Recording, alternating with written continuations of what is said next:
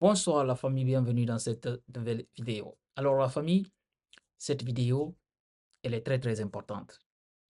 Parce que dans cette petite vidéo, je vais vous mettre Monsieur Joacim Baba Milimodo, qui était au fait au micro de Mohamed Lamine Bari, je crois, de Reflet Guinée.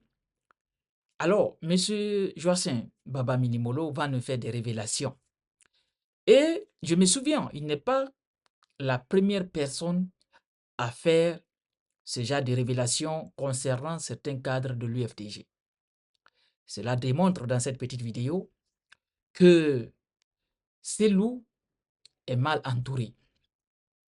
Oui, ça veut dire qu'il y a des personnes autour de Selou sont là, au fait, pour leur propre intérêt.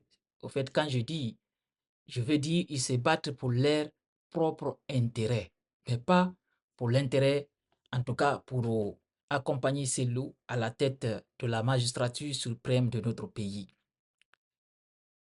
Parce que M. Souza Konaté va dire dans cette petite vidéo qu'il y a des cadres au sein de l'UFDG qui ont leurs fils, qui ont démarché au fait auprès, auprès du Premier ministre Baouri pour que leurs enfants puissent avoir des postes au sein de l'administration. Quand j'ai dit au sein de l'administration, au fait, au niveau de, au niveau de l'ARPT. L'ARPT, comme vous le savez tous, cette entreprise, au fait, cette société étatique qui gère tout ce qui concerne communication dans le pays. Alors, en fait, M. Joacim Baba Milimolo va nous dire qu'il y a des, au fait, il y a des fils de certains cadres qui travaillent de ce côté. Moi, je ne suis pas contre. Voilà, je ne suis pas contre que le fils de ces cadres-là travaille, au fait, dans des structures de l'État, parce qu'ils ont étudié pour ça. Ça, je ne suis pas contre. Mais là où je suis contre, là où je ne suis pas d'accord, c'est le fait que ces cadres-là, qui se disent en train de combattre un système, qui sont en train de combattre, au fait, le gouvernement en place, mais derrière, oui, derrière la famille, ces cadres-là démarchent afin que leurs fils puissent trouver de l'emploi. C'est là où je ne suis pas d'accord. En fait, leurs fils peuvent chercher de l'emploi. Ils peuvent même travailler dans le gouvernement. Moi, je ne suis pas contre ça. Ils peuvent travailler, oui, dans le gouvernement si, au fait, l'État a besoin de leurs compétences. Ça, je ne suis pas du tout contre. Parce que tu ne peux pas étudier, au fait, étudier pendant des années, mais à cause de la politique, tu t'asseyes comme ça, là, et puis voilà. Ça, je ne parle pas de ce côté. Mais je parle, au fait, du fait que leurs papas ont démarché. C'est là où, c'est là où il y a un gros souci.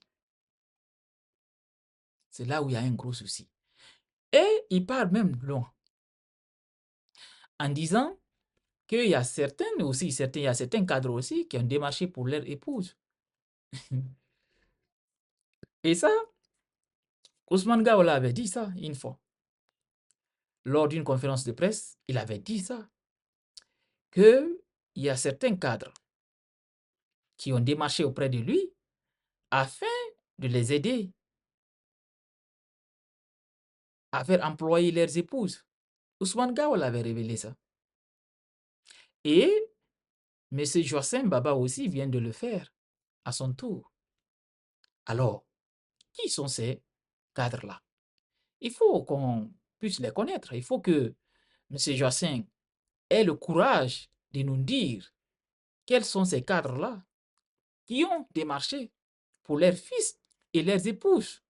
On a vraiment besoin de savoir afin que l'opinion nationale et internationale sache qu'il y a des cadres qui sont là matin, midi, soir en train de taper sur le gouvernement, mais la nuit, ces cadres-là en train de démarcher des postes. C'est très grave.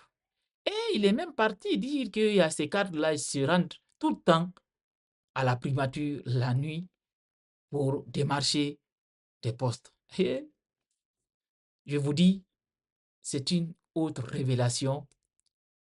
Ça veut dire que son parti est vraiment miné, quoi. Son parti est vraiment miné. Que Dieu le sauve. Mais là, il y a beaucoup de problèmes là-bas. Il y a beaucoup de choses cachées là-bas. Au fait, si je comprends, chaque cadre a un cadavre dans son placard. Et on comprend, c'est pas tout ce que certains cadres viennent ici crier sur tous les toits. Ah, mauvaise gouvernance. Doumbouya est comme ça. Paouri, Ousmane Gawel comme ça, comme ça. On commence vraiment à comprendre que d'autres ne sont pas du tout sincères dans leur lutte. Sincèrement, ne sont pas du tout sincères dans leur lutte. Et ça, comme maintenant vous voulez porter votre candidat à la tête de l'État, si vous vous battez, d'autres se battent vraiment sincèrement, mais il y a d'autres aussi qui font le malin. D'autres se battent pour leur propre intérêt. D'autres se battent au sein de l'UFDG pour avoir des grades, pour avoir peut-être, afin que le pouvoir en place les remarque pour dire qu'il y a telle personne est critique au sein de l'UFDG parce qu'ils savent que c'est comme ça notre société marche.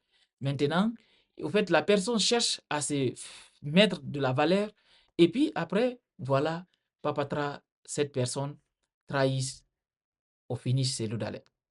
C'est comme ça marche. Même au temps d'Alpha Condé, ça a toujours marché comme ça. Il y a d'autres qui viennent de l'opposition, ils viennent à côté de ces loups, ils crient, et puis voilà quoi. La nuit, ils sont avec le pouvoir en place. Et par après, vous voyez cette personne changer de camp et partir de l'autre côté. Ne soyez pas surpris des gens qu'on dise vraiment sincères avec ces loups. Ne soyez pas surpris de voir ces personnes-là et aussi à leur tour les voir de l'autre côté. Qui avait imaginé, c'est Lobaldi, qui avait pensé Malado allait faire vous faites la même chose. Mais aussi, Jossin. Parce que tout porte à croire que Jossin, vraiment, il va rejoindre. Il va rejoindre le pouvoir en place. C'est, au fait, ça se voit, au fait, il y a les, comment je vais vous dire ça? Et comment je vais vous dire ça? En fait, il y a des signaux, quoi. Il y a des signaux qui démontrent que lui aussi, il va partir. Il va rejoindre. Il va rejoindre le navire CNRD. Mais d'abord, la famille. Je vais vous mettre, au fait, cette sortie de Suleiman Souza Konaté. Et au fait, bon, excusez-moi, comme vous savez, c'est l'actualité. C'est lui qui vient de prendre la place de Joacim Baba Milimolo. Et son nom n'arrive pas à sortir de ma tête du tout. À chaque fois, je prononce son nom. Mais je parle de Joacim Baba Milimolo. On va l'écouter, les révélations qu'il va nous faire au fait, dans cette petite vidéo de M. Mohamed Lamine Bari de Reflet Guinée. Alors la famille, avant de vous mettre cette petite vidéo, merci de partager et surtout, si vous n'êtes pas encore abonné à la chaîne, abonnez-vous et d'activer la cloche de notification pour ne rater aucune de nos prochaines vidéos. Maintenant, écoutons tous ensemble M. Joacim Baba Milimolo avec ses révélations. Je connais beaucoup qui ont mis leurs enfants à la RPT. J'en connais Beaucoup de cadres. beaucoup. Et on sait comment ils ont obtenu l'emploi de ces gens-là. On sait comment certaines démarches pour leurs épouses. Mais ils pensent que, écoutez, je vais vous dire, la plupart de ceux qui parlent là, c'est pourquoi moi, ils savent pourquoi ils ne parlent pas. Ils font des guerres par procuration. Ils sont dans tel ministère, ils sont au palais de la Colombe là-bas, et sur le Premier ministre, ils sont au palais Mohamed V. On démissionne ça. Mais démissionne à fille honnu. Et ils n'ont Hande, sini ala. Ko emate de on organise go élection jidi. Emate de non, be wi wobe ala on compétence. Be yetti cabinet privé. Be ni be du recrutement, ibe noddu be wala ko wete appel à candidature. Be nodda kala andudo no mari compétence fi communication, fi logistique, fi informatique, fi programmation, fi rundo on tegi yo addu kaydi mum mendara. Donc j'ai postulé à un appel à candidature publique. J'ai postulé et j'ai même partagé l'information avec le président. Beaucoup ont été candidats. Il y a des jeunes qui ont postulé pour les opérateurs de saisie. Il y a des informaticiens qui ont postulé. Il y en a qui ont postulé pour la logistique. D'autres ont postulé pour le suivi et évaluation du processus électoral. Moi, j'ai postulé. J'ai postulé, j'ai été retenu et mon dossier a été présélectionné parmi les meilleurs. Maintenant, dans tout ça, je dis simplement que j'ai préféré, moi, être candidat. Et croyez-moi, s'il y a à le refaire, je le referai encore. Si je suis retenu, et c'est mon plus grand souhait, c'est tant mieux. Si je ne suis pas retenu, je vois un autre appel à candidature, je postulerai encore. Mais je refuse d'aller ramper. Comme certains d'entre eux le font d'ailleurs. J'en connais beaucoup qui ont mis leurs enfants à la répéter. J'en connais beaucoup de cadres. beaucoup. Et on sait comment ils ont obtenu l'emploi de ces gens-là. On sait comment certaines démarchent pour leurs épouses.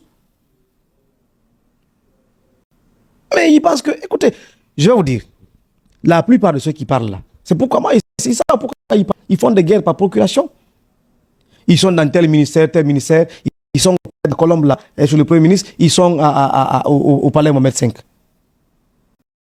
Ils nuitamment. Ils le font de jour, cachés. Ils rentrent par des portes arrière. On connaît. Mais l'objectif n'est pas de détruire le parti. On n'arrivera pas là. Il ne faut pas qu'on arrive là. Sauf si eux, ils le souhaitent.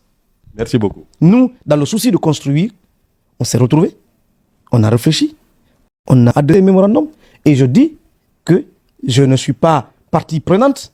Je suis facilitateur. C'est pourquoi je ne suis pas signataire. Moi, le président et moi, on échange. Il y a quelques jours, on a une plateforme où ça échange, les membres du conseil politique. On a échangé. J'ai donné mes propositions par rapport à un certain nombre de choses. Avec le président, on échange tous les jours. Je fais des propositions auxquelles il accède, parfois auxquelles il n'accède pas. Ça, c'est dans la collaboration. Le président, c'est lui, est très ouvert. Il accepte des critiques. Croyez-moi, c'est un homme extrêmement démocratique que je respecte. Merci beaucoup. Il n'a jamais cherché à influencer, dans la plupart des cas, des positions contrairement à ce qu'on lui prête. Le président, c'est quelqu'un qui aime le consensus. Il pose un problème, la majorité n'est pas d'accord, il se plie. Et quand ses conseillers lui adressent des recommandations, il essaie de voir dans quelle mesure il peut les intégrer. Mais je répète, pour terminer, que le président est très mal entouré. Et ça, la fuite de ce document le prouve suffisamment. Vous avez écouté M. Jacin Baba Milimono et les révélations qu'il a faites dans cette vidéo, ce sont des révélations très graves. Et on a besoin de connaître le nom de ces cadres-là. Parce que vous l'avez très bien écouté, il dit qu'il y a certains cadres qui, la journée, sont à la présidence, la nuit, dans des ministères, qui rentrent par des petites portes arrière. Sincèrement, je me demande à qui faire confiance dans ce pays. À qui? À qui faire confiance dans ce pays? Parce que vous allez entendre les gens dire tout ici. Ils sont en train de tout dire sur le pouvoir en place. Mais vous allez trouver que ces gens-là, ils ont des trucs pourris dans les placards. Mais matin, midi, soir, ils sont là à taper. C'est dommage. C'est dommage. Et ce pays, sincèrement, je me demande qu'est-ce qui n'a pas marché avec nous? Pourquoi on n'a pas de cadre honnête dans ce pays? C'est dommage. Et ça met en colère. Sincèrement, ça met en colère. Encore une fois, à qui faire confiance dans ce pays? Moi, donc, je ne fais plus confiance à personne dans ce pays. Oui, parce que tout le monde parle. Au fond, c'est pas ça. En fait, ceux qui sortent de leur bouche, c'est pas ça du tout qui est dans leur cœur. Et on a tellement vu de preuves comme ça ici, avec des cadres, qu'on ne peut même plus compter le nombre. Prions que Dieu nous donne une bonne personne qui va vraiment sortir de ce pays de l'ornière. Mais quand même, on a du gros travail à faire pour retravailler encore le Guinéen. On a un gros travail. Alors la famille, c'est tout. Merci de partager cette petite vidéo et on se reprend très bientôt pour une nouvelle autre vidéo.